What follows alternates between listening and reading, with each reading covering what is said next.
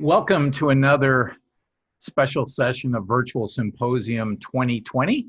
My name is Jim Kaler, and I am your host for this session. I'm very excited to bring a couple featured guests and Marty Bechtold here in a second. But before we get going with that, I just want to thank our good friends at AECom Sports for helping us to underwrite these virtual sessions and pull everything together. They, like you and all of us, wish that we were in Athens, but when the MSA class of 2020 learned that we were canceling Symposium because of COVID-19, they said, well, that doesn't mean we're canceling Symposium. Let's put a virtual symposium together. So right now we're making history with some new programs. With us tonight are two students that will have graduated by Symposium Week. Paige Johnson with the MSA class of 2020. And Paige, a lot of you will know, was a fellow for our Center for Sports Administration. Paige, welcome. Thanks, Jim. Thanks for having me. And Peter Kaler, who is actually going to be our second child to graduate from the professional MSA program. And he's all set to graduate at the same time as Paige. Pete, thanks for joining us tonight. Happy to be here. And tonight's special guest is someone that I have known for a long time now, and really not just known through business, but know him personally with his family, Naomi and his kids, and just one of the great guys in our industry. And that's Marty Bechtold, who's the Director of Booking with Bankers Life Fieldhouse at Live Nations Arena. Marty, welcome aboard. Jim, thanks for having me. Okay, so what I want to do right now is just have a little fun and ask Paige first how you met Marty and where it was. Yeah, I met Marty in Indianapolis a couple weeks ago, actually right before the COVID-19 stuff all blew up. Met him in Indianapolis. We were stopping there over spring break and got to get coffee with him and just kind of talk about life, his career path, gave us a lot of great advice, especially on the night of an Indianapolis Pacers game and with the Big Ten tournament coming up. He took the time to sit and talk with us and even gave us some really good tickets for the last Pacers game of the season. So, yeah. And that might have been the last NBA game of the season, right, Marty?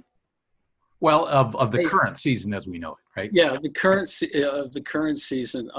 Who knows? Who knows what the league's going to decide to do? I'm waiting like everybody else. Right. And Peter, you and Marty go back to your days in high school when he was running the Wallstein Center at Cleveland State. And I think he was kind enough to get us some tickets to see this young kid play one night by the name of LeBron James. Right. Against Brush High School. I'll never forget it. One of my first LeBron games, even though he's a year younger than me. He's still the biggest show in town. Yeah. But I've gotten to know Marty over professionally from my time in Michigan when we would be in Indianapolis for the Big Ten tournament, which was a really special time for me. And then he's also been kind enough to help me as a mentor of sorts as I pivoted out of coaching most recently. Okay. All right. So we're going to go ahead and get started with some slides that I've put together with Marty's assistants to take everybody behind the scenes. But the first thing I want to do is just walk you through, or have him walk us through his career stops. And not too many of our alums would have the years of experience that he has working with a variety of different arenas. And you'll see there was an influence of university arenas early in his career. But Marty, why don't you walk us through that career path? Yeah, the Allstate Arena in Chicago where I did my internship, it was such a long time ago, Jim. It was called the Rosemont Horizon then.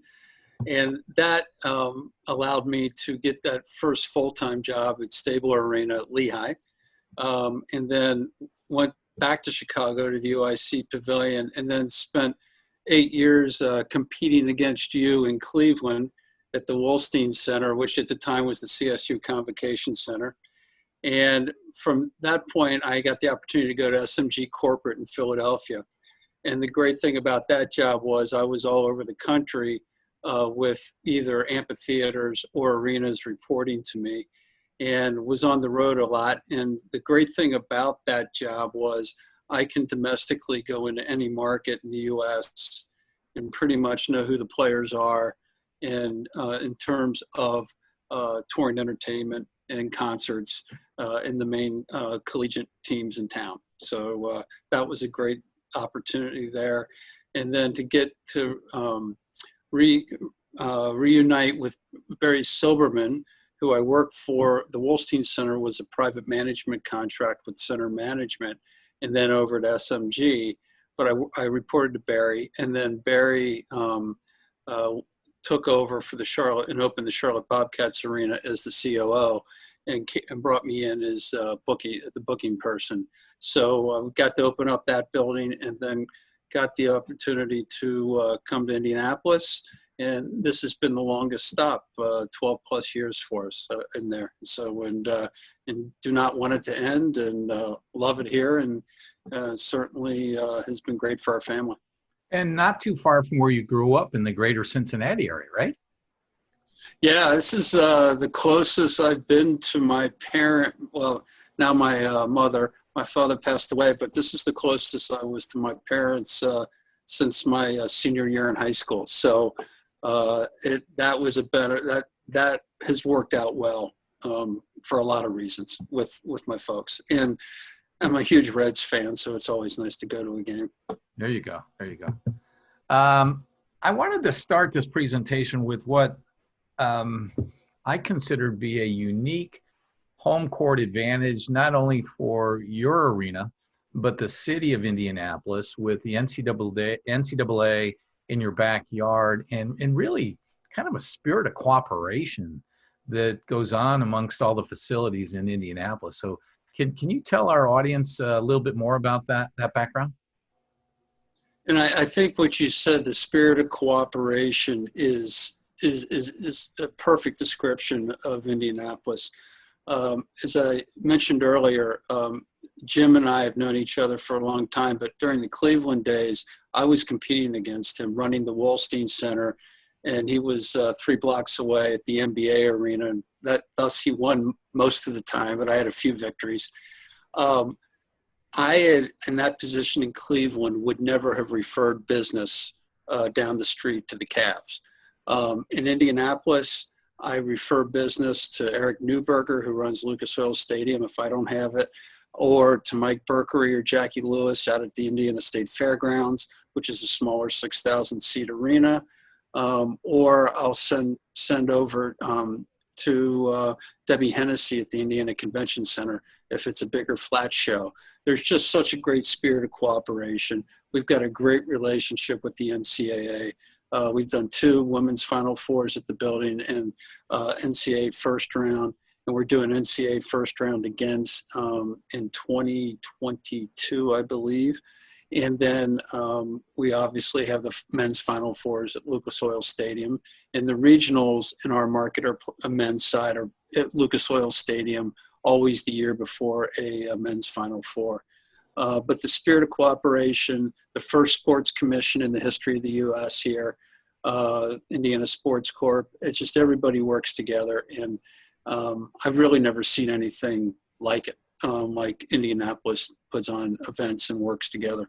Yeah, and I had some experience competing with Indianapolis when I was on Cleveland Sports Commission, but you got a little company in town there that really helped get things going by the name of Eli Lilly. And back in the day, if Indianapolis was going after an event, Eli Lilly's checkbook was just open and like, what can we do to help, right? What the Eli Lilly Foundation has done for this city is just absolutely incredible. And not only from the sports side, but from the museum side, the cultural side, done incredible amounts. And quite frankly, so is the Pacers owners. Herb and Steve Simon do incredible work in the city, as has the Simon family with what they've donated to the city as well. Okay, so let's talk a little bit about your facility. And we were talking earlier, you kind of got 2 masters to keep happy here with the Pacers, but then also Live Nations with as many other events that you can book into that facility as part of the partnership with the organization.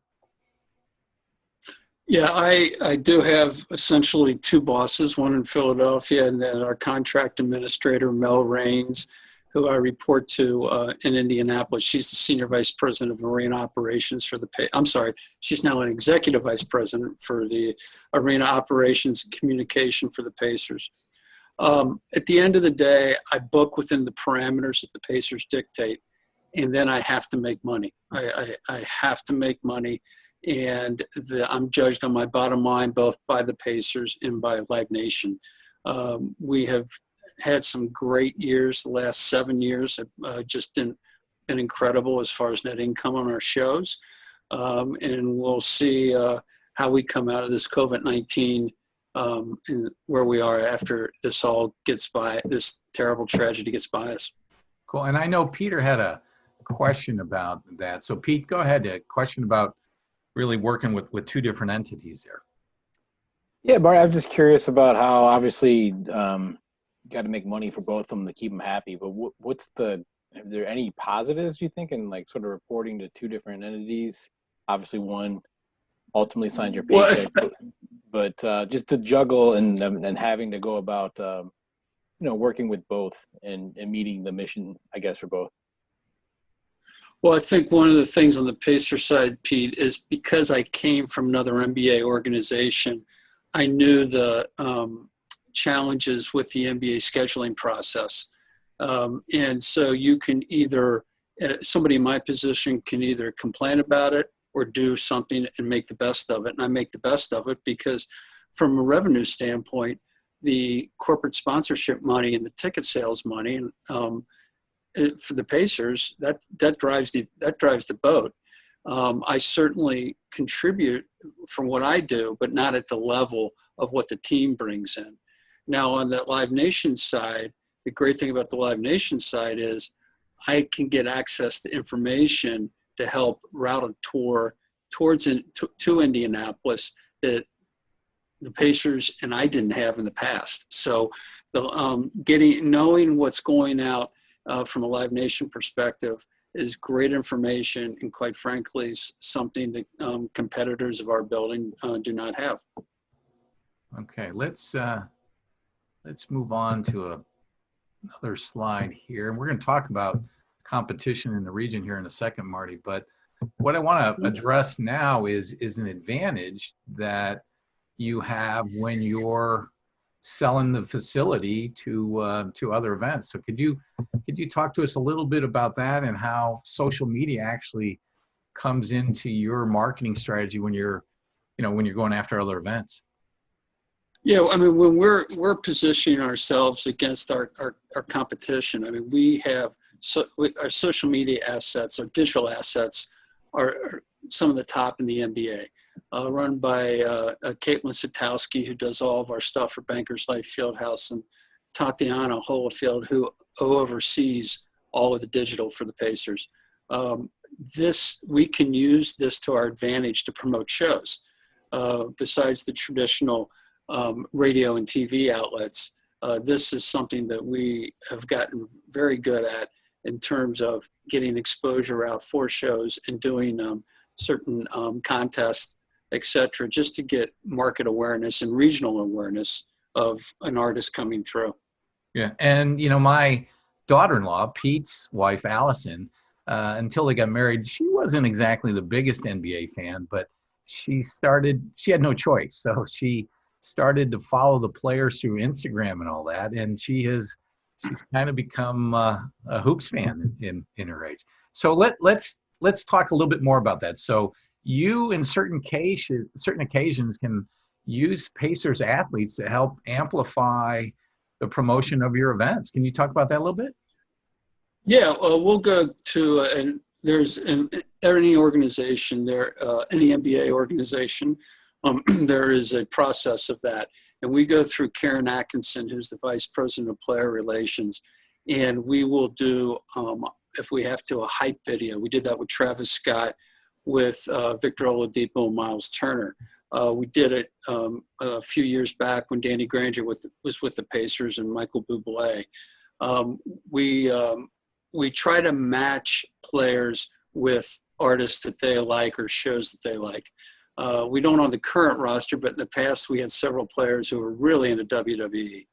So we could do a lot of social media with those guys. But whenever we can activate a Pacers, a Fever player, we also use our Fever players when they're back in this country and in season to help promote events.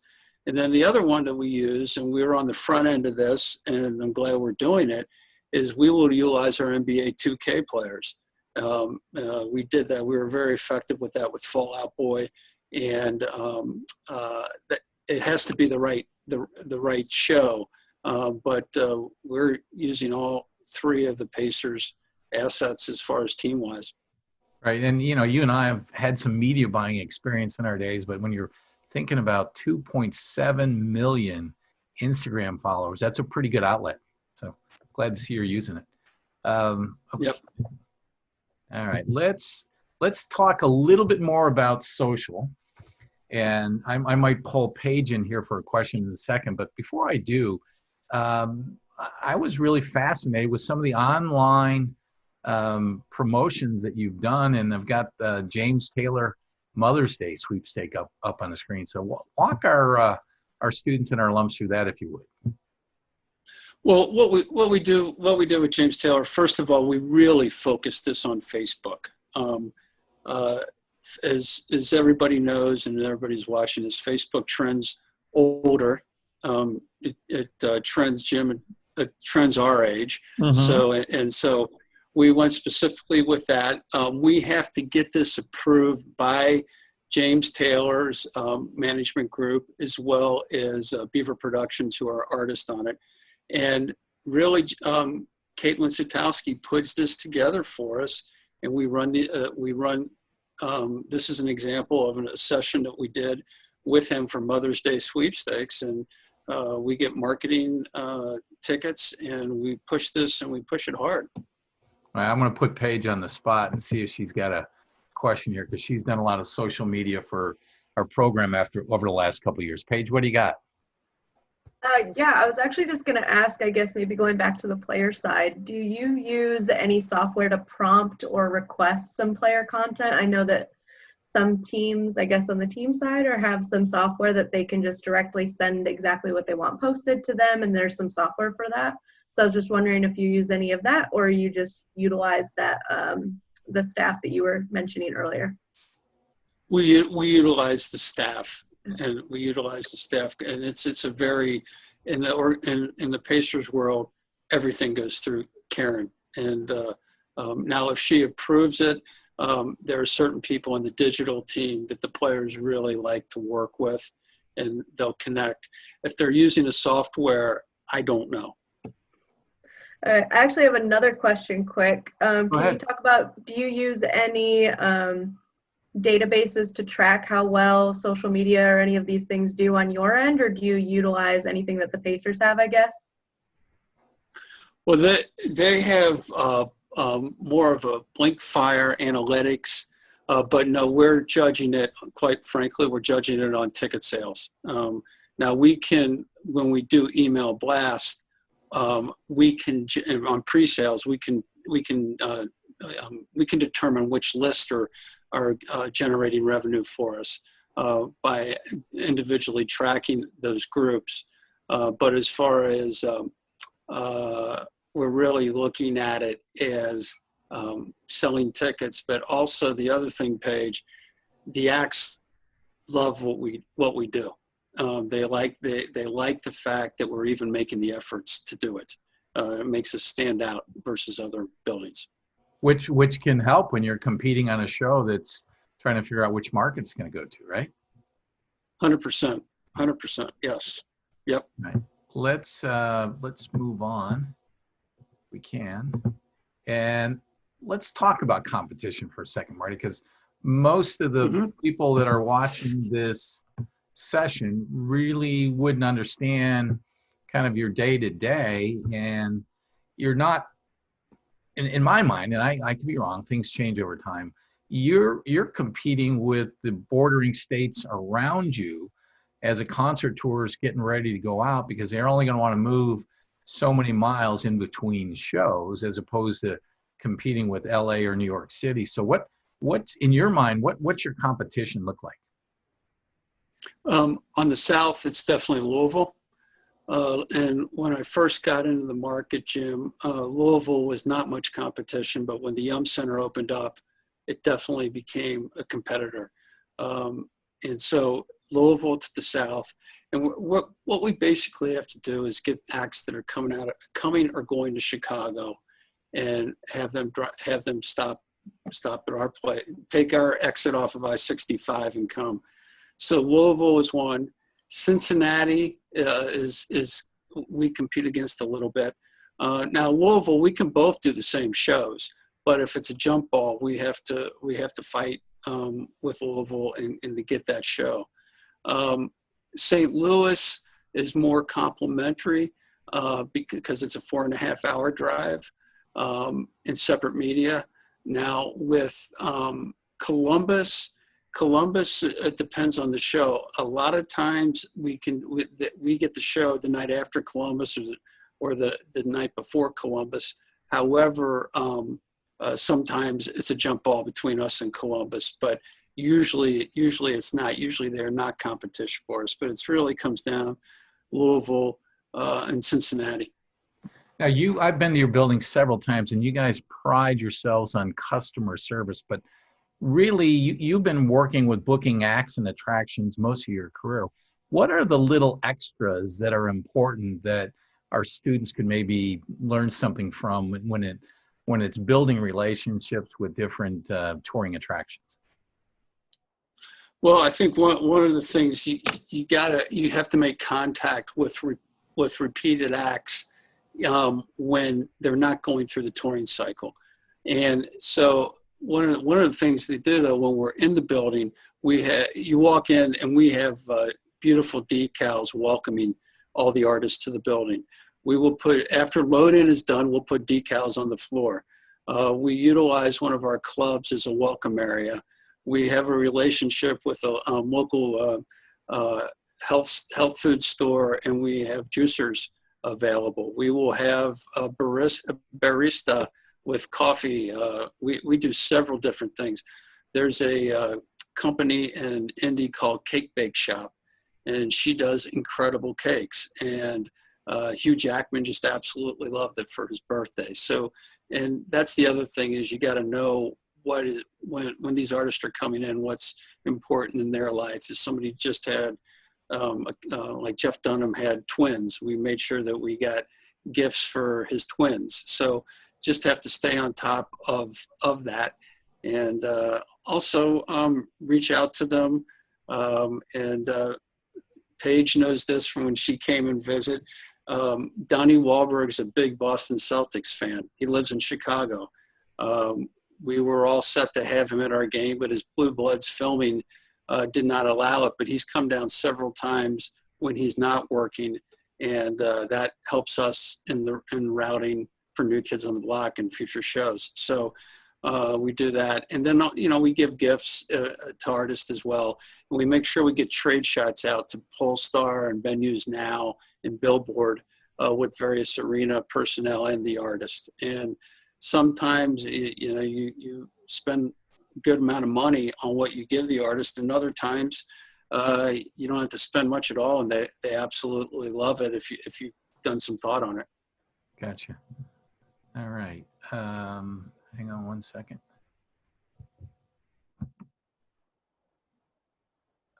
Okay, I think we covered all that. I was going the wrong way. Okay, COVID-19. It's really, our whole industry has been stopped as a result of it. So, want to ask you how things are going there, and then roll to a bigger question on someone in your position. What keeps you up at night?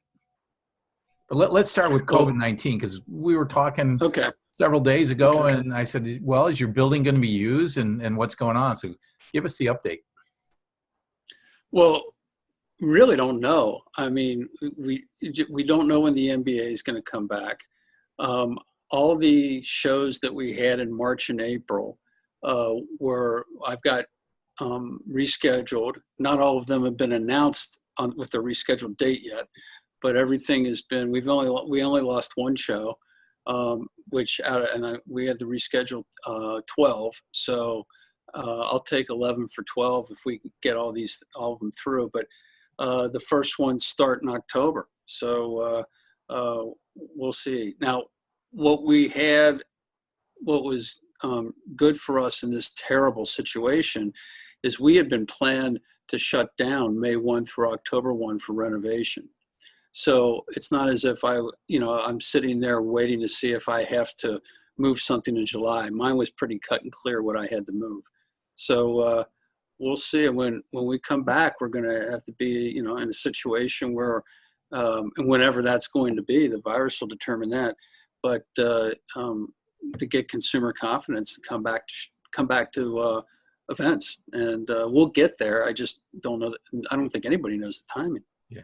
Well, Symposium Week's about 3 weeks away from when we're recording this session. Let's hope that the country continues to make some strides in the right direction. But other than COVID-19, someone in your position, what keeps you up at night? What are your challenges? There's a few. One is selling tickets, and when I mean selling tickets, it's for the non-basketball games. That's my responsibility. Have we done absolutely everything we can to maximize ticket sales, not only for Live Nation shows, but for Outback shows, for AEG shows, for all the shows coming through? Have we pushed every asset that the Pacers have, that we can go to our community partners?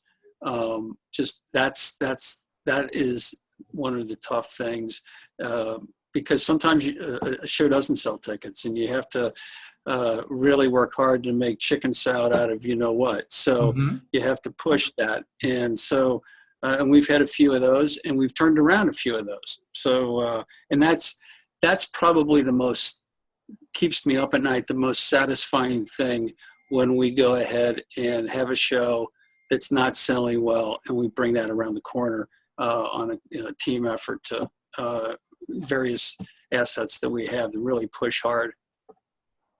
And Peter's got a question about, I don't know if you know the answers yet, but I think it's a good question. Like, what do you, it ties to rolling out, like these first couple events coming out of COVID-19. I'm sure your facility management people are probably looking at all that now. Pete, go with the question. Well, I'm just curious, is this maybe COVID and just ticket sales related? Like, how, in your line of work, how quickly can you adapt? So let's say that, hypothetically speaking, you can only seat people who want to come to a concert every other seat in a building. How quickly can you restructure contracts that are already in place with the, whatever act is coming through, for COVID and for any other like new ways of just viewing concerts in light of what might or might not be in the future to come with event space? And I guess really this question comes at how can you best adapt to whatever might be coming your way that you can't predict right now in your line of work? Well, we don't know what's going to happen, Pete, as far as seating and all at any of the events. So to answer your question, I don't know what we're going to do. We'll be able to adapt, and the Pacer Sports Entertainment from the facility management team has a great team that whatever that is, we will come back.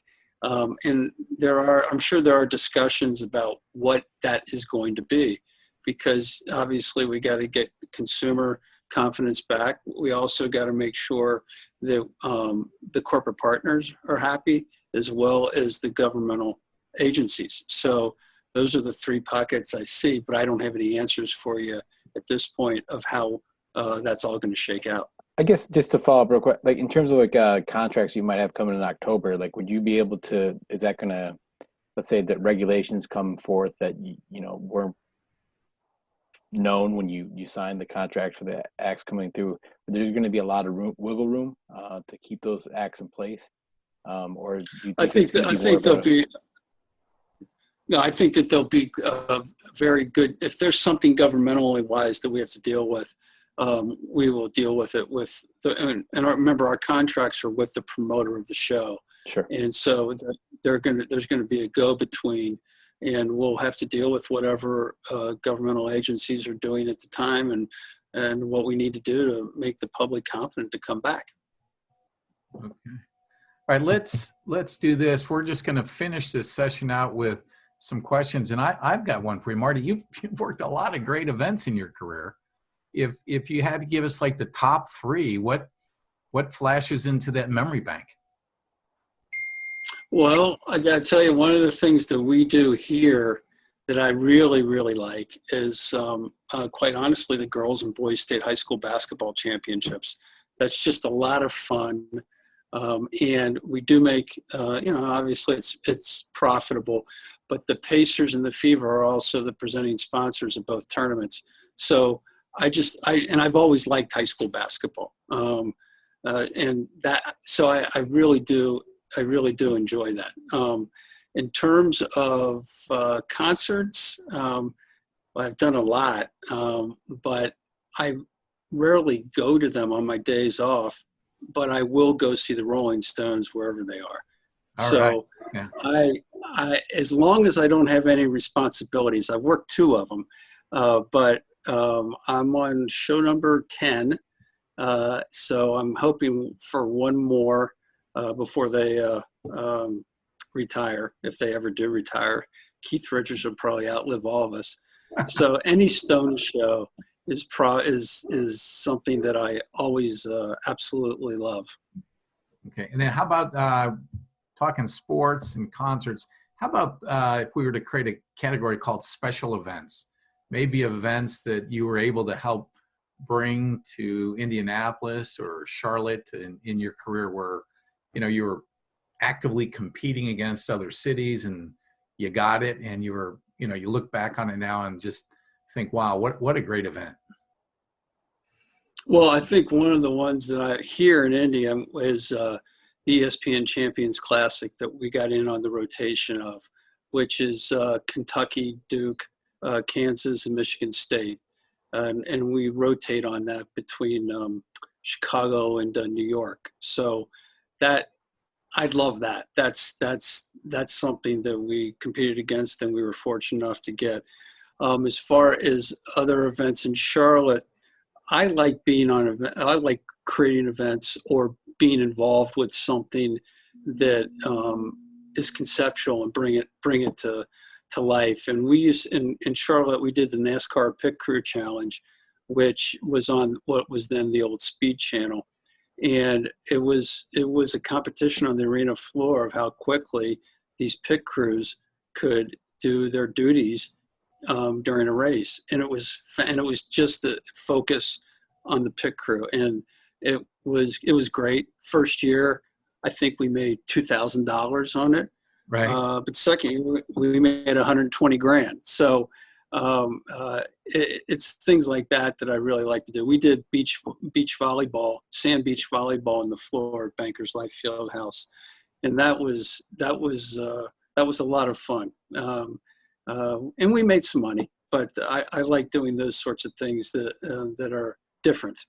Okay, I'm going to let Paige and Pete throw one question at you, and then I've got one to wrap up the session. So Paige, go ahead. Yeah, so myself and my classmates, we're going to be looking for jobs soon. So can you talk about why your current position is where you've stayed the longest, and maybe what we should be looking for as we embark on this very fun journey during these very fun times?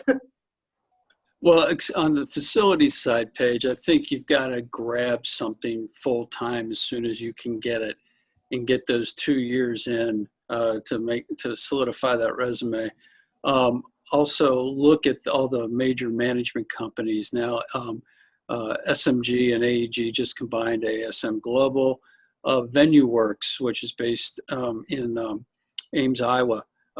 They have about 40 different venues in the Midwest and secondary and tertiary markets. And then you have Spectra, which is all the Philadelphia venues, and they also have venues throughout the world. And that leads me to what I think that I said to you when we met. I don't think people should limit themselves to the U.S. I think your making a mistake by just having a U.S. mentality. I think you've got to look internationally, and there's just so many opportunities out there, especially, now with the UK, with them being out of the European Union. There are opportunities there that I just don't think you should limit yourself to the U.S. All right, Pete, you're on. Well, Marty, the PMSA 2020 class has a lot of professionals who are in the eSports realm. Do you host any eSports events? No, we have an NBA, Pacers Gaming is an NBA 2K team. And as a matter of fact, they're trying to figure out how they can start the season in each other's apartments. They usually go to New York City or New Jersey on the weekends and compete an NBA 2K, but we have not had any sort of esports event. Would love to, but we have not been able to get one of those. But we have gone after a couple of the games. But with NBA 2K, I hope someday we get to do something, but right now there's no plans. Okay. I got one little softball follow-up. When I was in high school, my father made sure I was working hard. For everybody watching this, I was working at Airmark throughout college as well, and I used to work at Blossom for the concert venues, and I got to see a lot of different strange requests for Ozfest and whatnot. What has been the strangest request? You don't have to name names of who asked for it, but for any artist or venue that's come through that you had to deal with. I guess there's been so many, they don't seem strange anymore. I don't consider this isn't really that strange, but there was one particular performer that we had to have on the event level. We had to have soccer on every channel. Everywhere. Everywhere there was a television, we had to have soccer. And that was from load in to load out. And so we had to use the satellite on the team side to make sure we were bringing soccer in.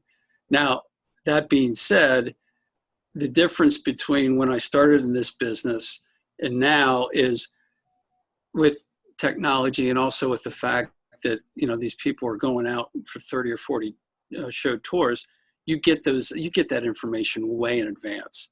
There's really none of this day of, we need to do this. It's well advanced now. And so I think because it's so well advanced, it's not crazy anymore. And so it's you have plenty of time to, with Travis Scott, we had to do a roller coaster, Kings Island type of theme in the backstage. Well, we had plenty of time to do it. So it wasn't that hard. So that's the difference, Pete, is well in advance. So wait. So for our people tuning in, what does a Kings Island experience backstage look like? We had a beautiful balloon sculpture that went from the loading dock all the way through our loading area that was a roller coaster. And then the name of the tour was Astro World. So all of our TVs had still photos from Astro World Park in Houston, because that's where Travis Scott used to go when he was a kid. And so, wow. And then we got from Purdue, old sketchings. There's actually a class at Purdue where you can take to design a roller coaster. So we had sketchings brought in, and we framed those and put those all around backstage, which was pretty cool. Cool. But again, right, so I'm going to finish. We had time. Yeah. I'm going to finish up with a little Symposium history. You and I would drive down from Cleveland a couple times for Symposium, and it was always around Mother's Day, still is. But on the way back one year, you said, we got to go over to Marietta and get this pasta for our Rossi's Pasta. Yeah. Well, yeah. What's the name of the pasta place again? Rossi's Pasta. In Marietta. In Marietta. They actually, we still get it at one of the wine shops here. Oh, wow. Yeah. Right, here's my last question to call it a night, but go back to your time at Ohio University, and if you had one or two favorite memories that you'd like to share with both classes this year, what would it be? Well, I learned quickly the roles of Doc Higgins, and that was a learning curve for me, and it ended up being great. But um, it would be Doc, but also I'd take a bullet for Doc. He's turned into he's just such a great guy. And then the other thing was the camaraderie of the class. I mean, and not just our class, any of the class. And I think a perfect example. I mean, Paige called me up, and not only did I want to meet with her, it was don't want to sound corny, my duty to meet with her. And I think the immediate networking that I got from other alums once I was in the program. The other stuff, as far as being out of undergrad for 2 years and living in Washington, D.C., and used to $6 beers in 1984, and to come to Athens and get dollar pitchers, that I don't think we need to get into that right now. And I don't think it's appropriate. Well, Paige could tell you could still get a bargain on a pitcher of beer on Court Street. Paige, before I will let everybody go, you are taking Doc Higgins in class as we speak. So is there a Docism you want to share with Marty to see if Doc was throwing those around back in his day? Or anything that you remember from his classes? Yeah, I can't do the impression with it. Yeah. I think one of my favorite ones is always work to make the right decision, or make a decision and then work to make it the right one. That's always one that stuck with me. I mean, I've heard it for a couple years now. I feel like that's just one that stuck through the time. So I don't know if he was still saying that back in the day, but that was one of my favorites. Cool. Well, when I got to Athens, I had been working for 2 years in DC and not on a real career path, but very much enjoying myself. And the only good thing about the DC time period was I did meet my wife. However, Doc was needed to help me focus, and I really appreciated that. Cool. Well, you have been a great alum to us over the years. We appreciate you taking time out to tape this session tonight. It'll be airing during Symposium week, and I look forward to getting over to Indianapolis soon and seeing you and Naomi. So please give her our best. Thank you, and best to Katie as well. All right, gang. Have a good night. Thanks. Thanks, Marty.